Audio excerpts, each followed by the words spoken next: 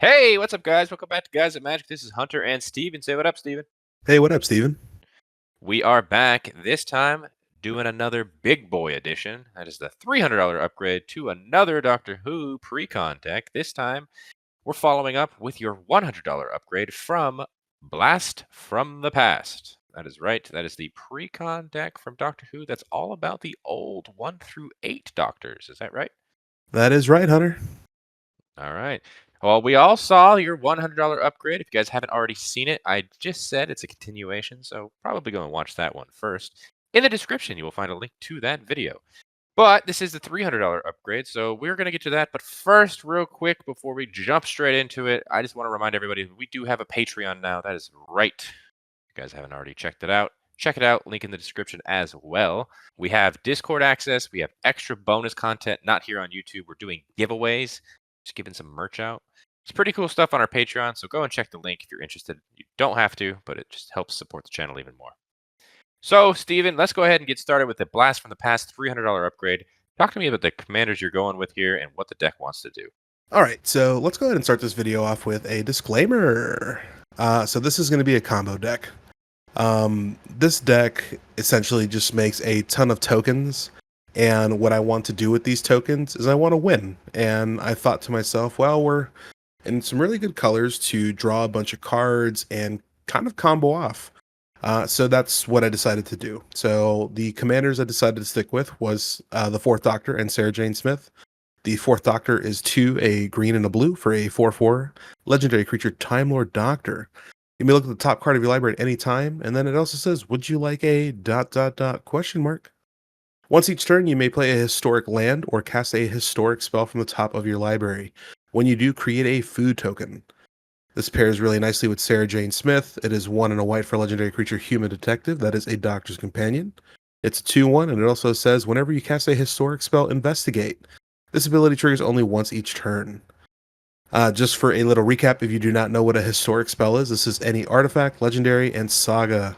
These are all historics, and then investigating basically lets you create a clue. It's an artifact. You can pay to sack it and draw a card. So essentially what we're trying to do with this deck, like I was saying, is to combo off with the Fourth Doctor allowing us to see the top card of our library. It is very beneficial for us, so we can kind of see what next move we want to make.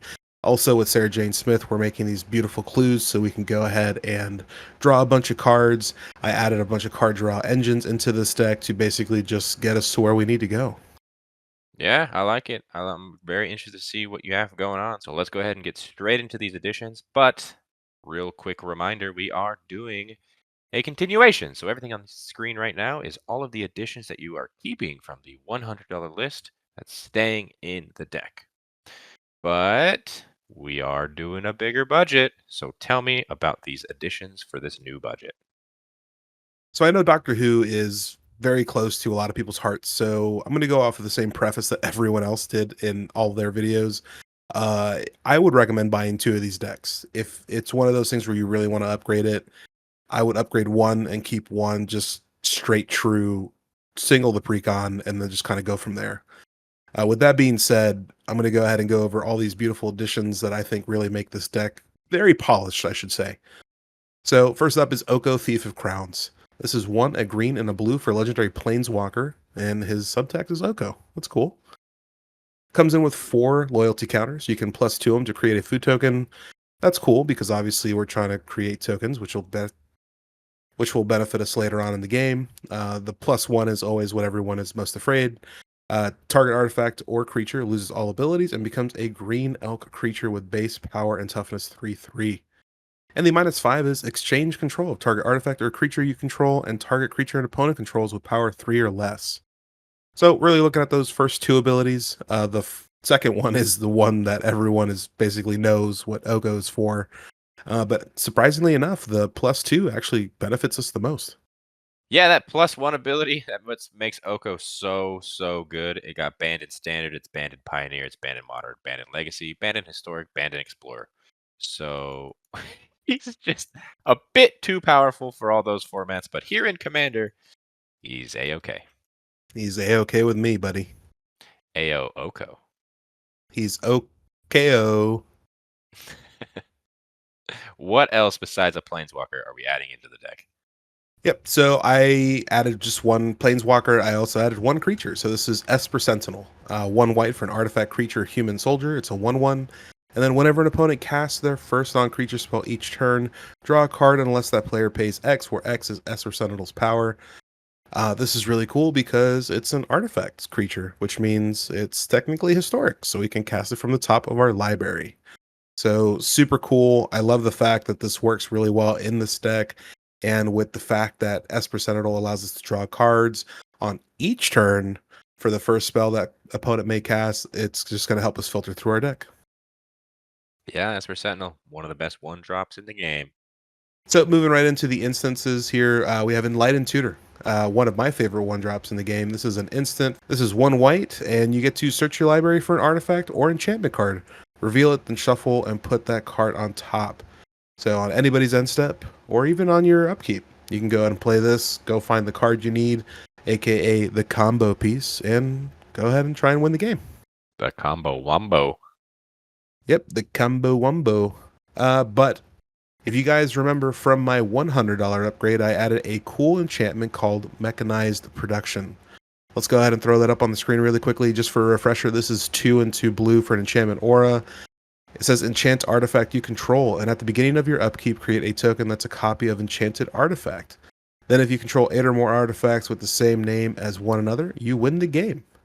This pairs really nicely with the new instant I added for the $300 upgrade. This is Masterful Replication. This is 5 and 1 blue for an instant. You get to choose one. Create 2 3/3 colorless golem artifact creature tokens. Spoiler alert, we're not picking this one. The second option is choose target artifact you control. Each other artifact you control becomes a copy of that artifact until end of turn. You see where I'm going with this?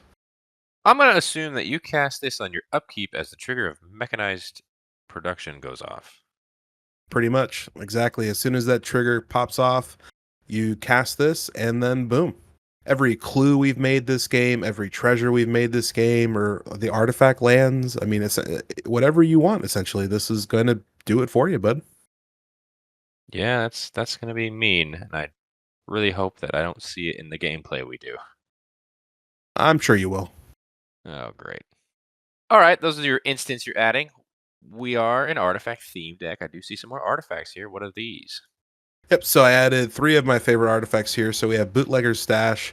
This is 5 and a green for an artifact, and it says lands you control have tap, create a treasure token.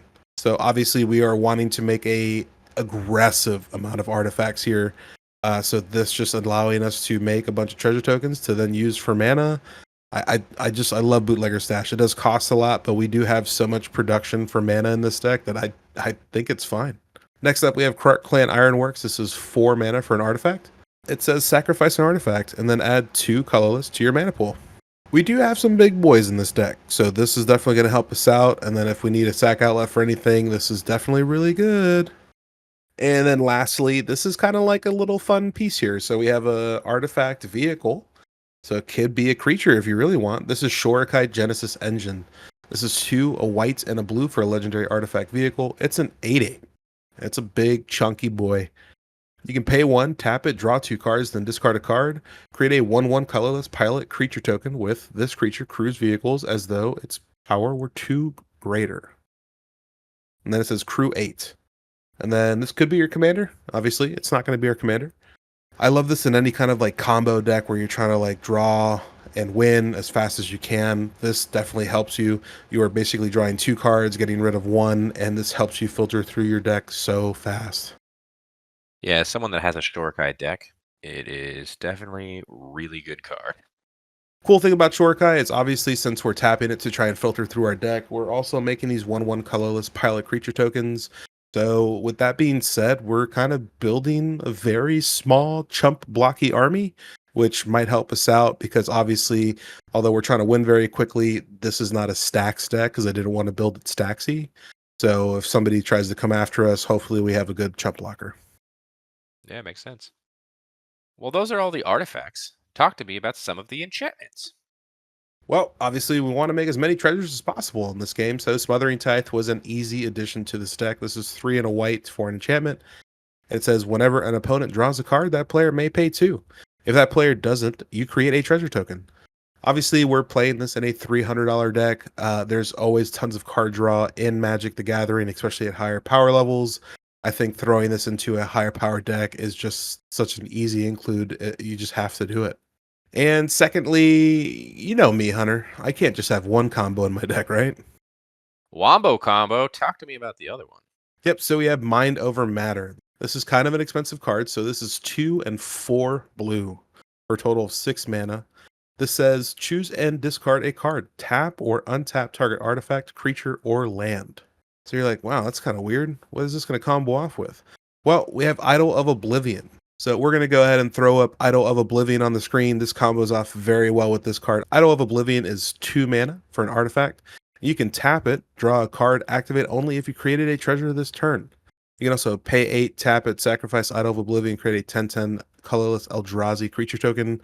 Obviously, we don't care about that pay 8 and tap sack. We only care about that tap it and draw a card. With this deck, we are constantly creating tokens, so that clause, in my mind, is not going to be that hard. But with Mind Over Matter, essentially all you really have to do is activate Idol of Oblivion's first ability by tapping it, causing you to draw a card. After that point, all you're doing is you're activating Mind Over Matter by discarding a card, untapping Idol of Oblivion, and then you repeat. Essentially, what you're going to do here is you're going to get infinite looting, infinite draw triggers, and infinite self-discard triggers. So you can go ahead and find whatever you want in your deck. Go and grab the combo, the other combo, as soon as possible. I see it. I see it. All right, Steven. Those are your enchantments. Let's wrap it up here. I see some other lands.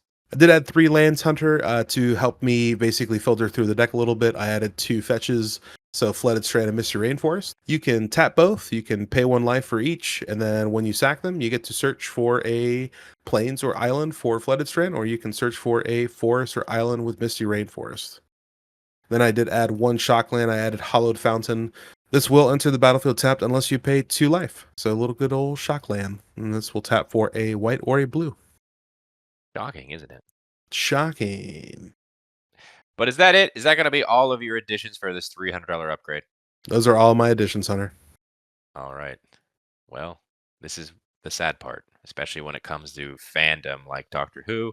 We do have to remove some of these Doctor Who cards to make room for some of the additions you made.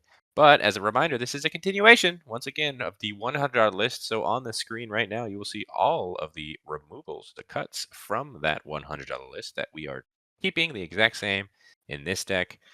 But we did add more. So talk to me about what other cards are getting the axe.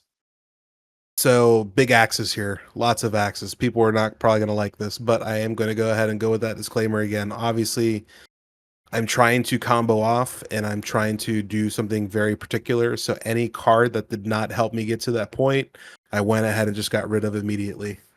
So I got rid of 3 doctors off the rip. First one was the first doctor, 1, a white and a blue for a 2/2. This one basically says when it enters the battlefield, search your library and or graveyard for a card named TARDIS. Reveal it and put it into your hand. If you search your library this way, shuffle, and then whenever you cast a spell with Cascade, put a +1/+1 counter on target artifact or creature. We don't care about cascading. We don't care about the TARDIS. We just want to draw, discard, combo off. So this card, easy cut. 7th Doctor, 3, a white and a blue for a 3/6. And then whenever this card attacks, the defending player guesses whether that card's mana value is greater than the number of artifacts you control. If they guess wrong, you may cast it without paying its mana cost. If you don't cast the spell this way, investigate. We could kind of use this possibly to just get some free spells, but at the end of the day, this was 5 mana. I didn't want to do that. This has to come down. You have to wait a turn, and then you get to attack with it. I just thought it was kind of stupid. The 6th Doctor I also got rid of. This is 4, a green and a blue for a 3/3. It has Time Lord's Prerogative. Whenever you cast a historic spell, copy it, except the copy isn't legendary. This ability triggers only once each turn. This card was kind of cool, and I actually contemplated putting this at the helm of the deck. Again, I just want to find the card I want, play it. Would the copy be really cool? Absolutely, but I didn't care. This was 6 mana, and I didn't want to have to invest 6 mana. Somebody see what's coming, and then just hopefully, this is still on the field. And the last creature I got rid of was Vrestin Manatra Leader. This is X, 2 green and a white for a 0/0. This is flying, and it also enters the battlefield with X +1/+1 counters on it. When it enters the battlefield, create X 1/1 green and white alien insect creature tokens with flying, and then whenever you attack with one or more insect, put a +1/+1 counter on each of them. I think this card would be really cool as a commander all in itself. I think this is kind of very interesting actually for a deck build. But for what we want to do, this is garbage. It doesn't really go on theme with you, and cutting all these doctors kind of makes it look like you're rebooting the deck. I Get it? mean, very much so. Yes, I do. Get it? Yeah, because the old doctors they got rebooted 9, 10, 11. Yeah, you get it. Exterminate. All right. Well, I understand why you cut all these. They're just not doing what your deck wants to do. So let's move on. Looks like we have an instant that you're taking out here. Yes, I got rid of Time Lord's Regeneration. This is 1 blue for an instant. Until end of turn, target Time Lord you control gains when this creature dies. Reveal cards from the top of your library until you reveal a Time Lord creature card. Put that card onto the battlefield and the rest on the bottom of your library in a random order. There's no point for this card in the deck the way that it's built. I mean, would it be cool to get another Time Lord? Sure, but there's no point. We're getting rid of 3 of them, number one, and if our commander dies, it's not going to really hurt us too much. Like you're doing it in the deck. The flavor text is on point, right? Time to say goodbye to this card. We saw you added 3 artifacts. I do see some artifacts that you are removing to make room for those. Yep, I got rid of 3 artifacts. Let's go ahead and say we got rid of Bessie, the Doctor's Roadster. This is 2 for a legendary artifact vehicle. It's a 3/4. It has haste, and then whenever it attacks, another target legendary creature can't be blocked this turn. That's crew 2. We don't care about attacking in this deck. At this point, it didn't really matter. It's a cool card, and I love the artwork, but yeah, not for the theme. Also got rid of Hero's Blade. This is 2 mana. Equipped creature gets +3/+2, and whenever a legendary creature enters the battlefield under your control, you may attach Hero's Blade to it. It also has an equip cost of 4. Again, there's nothing on theme here, so this was a pretty easy cut for me. And the hardest cut, which I'm pretty sure everyone is just in the comments right now. We got rid of TARDIS. This is 2 mana for an artifact vehicle, flying, and then whenever it attacks, if you control a Time Lord, the next spell you cast this turn has Cascade, and you may Planeswalk. It has crew of 2. I love this card. I think built properly, this card is so cool, and I love cascading. But in this deck, there's no point to cascade. So it's such an easy cut. And we also don't care about planeswalking. Absolutely not. Yeah, TARDIS, it is a great card, but I can see why you're cutting it out of this deck build. And finally, I do see one final spell here, a little enchantment. What are we taking out? Yep, so I got rid of the Gallifrey Stands. This is 4, a white and a blue for a legendary enchantment. When it enters the battlefield, return all Doctor cards from your graveyard to your hand, and then at the beginning of your upkeep, you may put a Doctor creature card from your hand on the battlefield. Then if you control 13 or more Doctors, you win the game. So this card is really cool if we had 13 Doctors.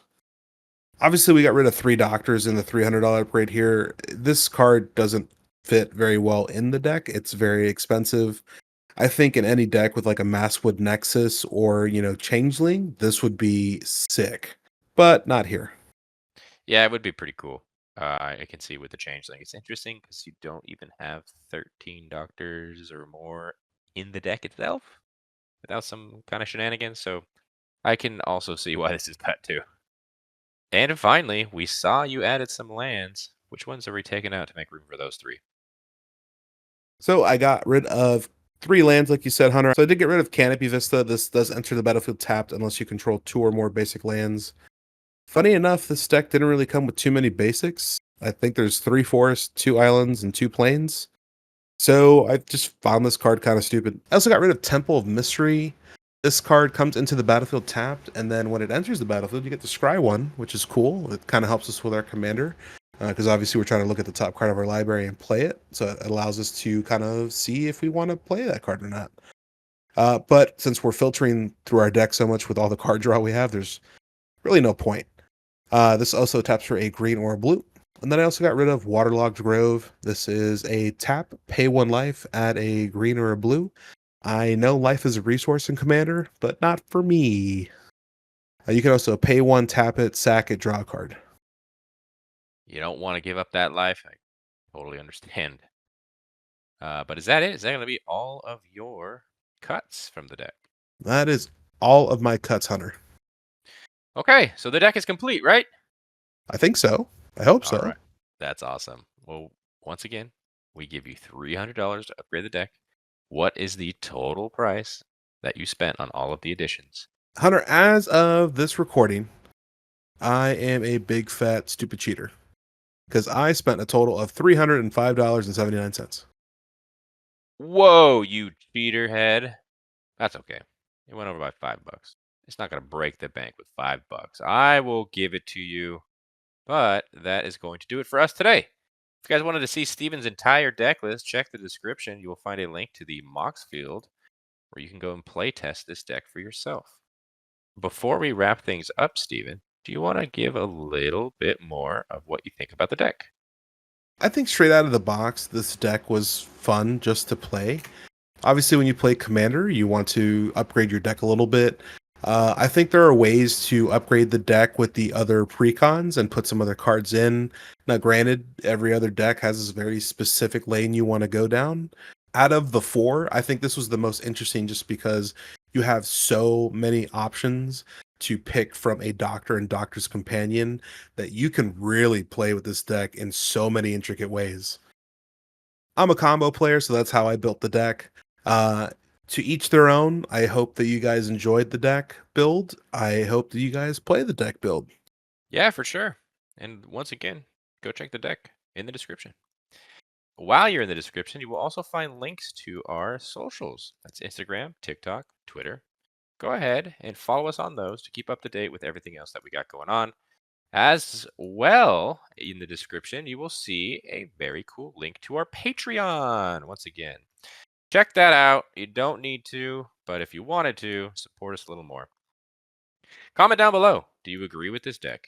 Do you think Steven took it in a direction that maybe you didn't take it in that you now like? Maybe you dislike it. Always interested to hear feedback from you guys.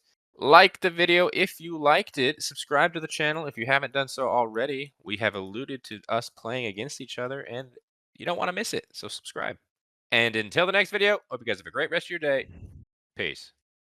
Bye.